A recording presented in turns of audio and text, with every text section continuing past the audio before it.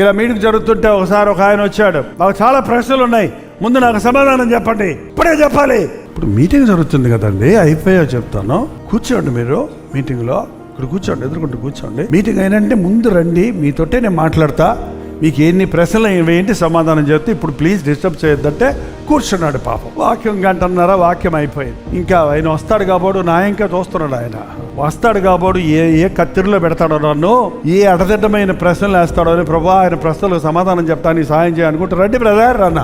వచ్చాడు. వందనాలండి. వచ్చాడు సీరియస్గా. అయిపోయా అడిగితే అడగండి, ఏదో ప్రశ్నలు అడుగుతున్నారు కదా, అన్నిటికీ చెప్పేశారు కదండి సమాధానం. నేను ఎప్పుడు చెప్పాను? మీరు వాక్యం చెబుతుండగానే నా ప్రశ్నలన్నిటికీ ఏం దొరికింది? సమాధానం దొరికింది. ఆయన వాక్యము వెల్లడి అగుట తోడనే వెలుగు కలుగుతుందంటే మన డౌట్స్ అన్నీ తీరిపోతాయి, మన సమస్యలన్నీ తీరిపోతాయి.